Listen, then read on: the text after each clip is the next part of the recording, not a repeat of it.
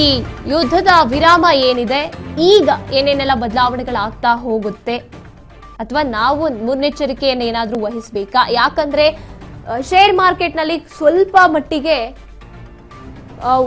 Positive ಬದಲಾವಣೆಗಳಾಗಿರುವಂಥದ್ದು, ಇನ್ನು ಚಿನ್ನದ ಬೆಲೆ ಏರಿಕೆ ಆಗಿರುವಂಥದ್ದು ವಿರಾಮದ ಹಿನ್ನೆಲೆಯಲ್ಲಿ ನಮ್ಮ ಭಾರತ ಅಂತ ನೋಡ್ತಾ ಹೋದಾಗ. ಹಾಗಾಗಿ ಏನೇನೆಲ್ಲ ಬದಲಾವಣೆಗಳನ್ನ ಮಾಡ್ಕೋಬಹುದು ನಾವು?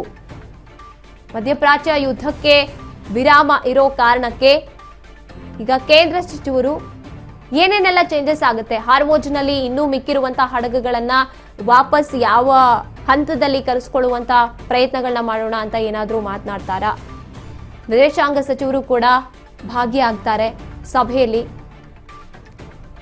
ಈ ಕಡೆ ಏಪ್ರಿಲ್ 10ಕ್ಕೆ ಟ್ರಂಪ್ ಜೊತೆಗೆ ಇರಾನ್ನ ಸರ್ಕಾರ ಕೂಡ ಮಾತುಕತೆಯನ್ನ ನಡೆಸುತ್ತೆ. ಅದಾದ ನಂತರದಲ್ಲಿ ಮೇ ಬಿ ನಿರ್ಧಾರ ಆಗುತ್ತೆ ಈ ಕದನ ವಿರಾಮ ಅನ್ನುವಂಥದ್ದು ಹೀಗೆ ವಿರಾಮವಾಗಿ ಮುಂದುವರಿಯುತ್ತಾ ಅಥವಾ ಏನು ನಿರ್ಧಾರಗಳು ಬದಲಾವಣೆಗಳಾಗುತ್ತಾ ಅಂತ. ಈ ಕಡೆ ನಮ್ಮ ಕೇಂದ್ರ ಸರ್ಕಾರ ಈಗ ಮಹತ್ವದ ಸಭೆಯನ್ನ ಏರ್ಪಡಿಸ್ತಾ ಇರುವಂಥದ್ದು. ಕರ್ತವ್ಯ ಭವನದಲ್ಲಿ ಸಭೆ ನಡೆಯುತ್ತೆ. ರಕ್ಷಣಾ ಸಚಿವರು ರಾಜನಾಥ್ ಸಿಂಗ್ ಅವರ ನೇತೃತ್ವದಲ್ಲಿ ಏನೇನೆಲ್ಲ ಬದಲಾವಣೆಗಳಾಗ್ಬೋದು?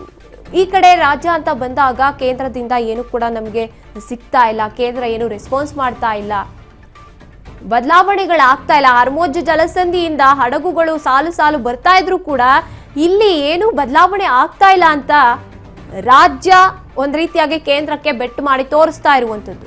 ಈಗ ಫೈನಲಿ ಕದನ ವಿರಾಮವನ್ನು ಕೂಡ ಘೋಷಣೆ ಮಾಡಿದ್ದಾಯ್ತು ಇರಾನ್ ಮತ್ತೆ ಅಮೆರಿಕ.